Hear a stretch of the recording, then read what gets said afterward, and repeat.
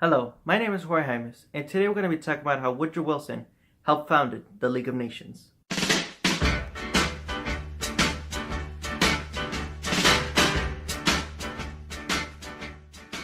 The brainchild of the League of Nations was US President Woodrow Wilson.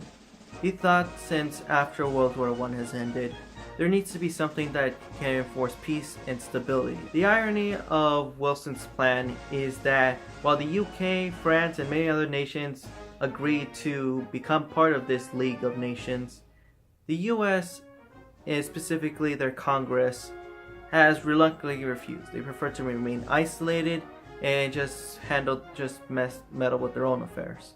So the League of Nations was founded in January 10, 1920. The League of Nations headquarters was located in Geneva, Switzerland. Prior to the League of Nations founding in 1920, there were no other organizations like it. Before, there was just makeshift alliances, and that was pretty much it. Of course, there are a few international organizations that promote to keep peace and stability, but they were only temporary.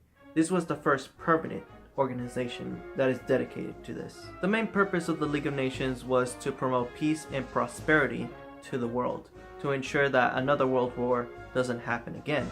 Of course, they epically failed that with Nazis and Mussolini's and Tojo.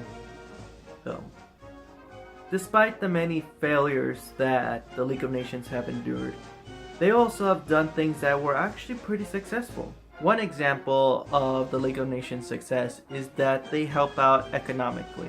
What I mean is that they send economic advisors to countries like Czechoslovakia, which suffered during World War I, and basically they just help out economically, establish what needs to be done, diversify the economy, etc., etc.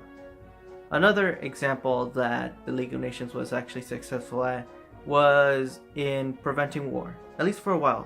They prevented a conflict between Finland and Sweden over territory, and a similar thing with Bulgaria and Greece.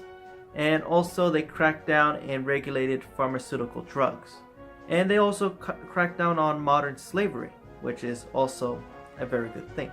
As mentioned before, the League of Nations was good at preventing conflicts between two nations, but at last they failed of preventing World War II. So in result of failing to prevent another world war, the League of Nations was dissolved on April 20th, 1946, just a year later after World War II has ended on the European front. So out of the ashes of the League of Nations came the United Nations, the predecessor. And the goal is pretty much the same thing, to promote peace and stability. Thank you so much for watching, I really do appreciate it. And if you like this video, be sure to hit like, comment, and subscribe for more future content like this one. Really do appreciate it, and stay tuned for more.